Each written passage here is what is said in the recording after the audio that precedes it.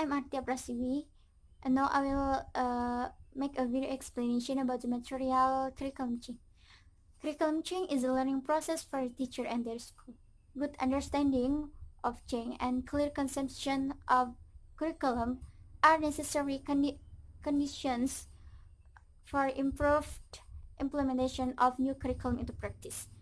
The key message of this presentation can be crystallized into three conclusions. The first one is successful curriculum development requires better use of change knowledge. And the second is reconceptualizing curriculum. And the third is changing the way teachers teach and students learn requires specific approach.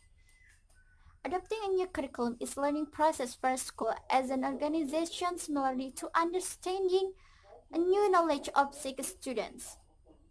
There are several ways of conceptualizing what derives successful curriculum change. The first one is making sense of why new curriculum is necessary, and the second is understanding the process change, and the third is capacity building. Capacity building involves places, strategies, resources, and other actions that are aiming at increasing the collective power of people. And the next is developing cultures of learning, and the next developing cultures of evolution, and the next developing leadership for change, and the next is utilizing the ideas that already exist in schools. The next is type of curriculum change. The first type is planned change. In this type of change, those who are involved have equal power and it is clear what everyone needs to do. And the next is coercion. This type of change has a serious imbalance of power. One group determines the goal and has the power, and all another group are excluded from the discussion and are expected to obey. And the last type is interaction change.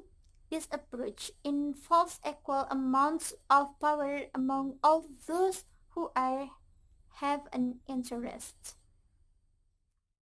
Okay, the next explanation is about key steps for managing change in curriculum.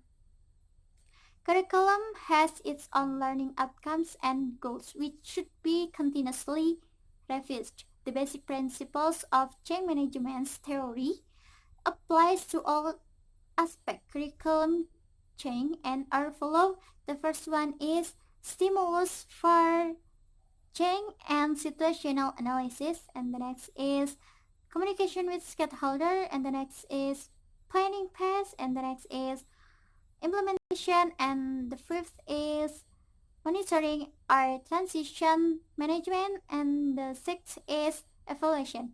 Okay, there are two factors of curriculum change. The first one is student and the next is teacher.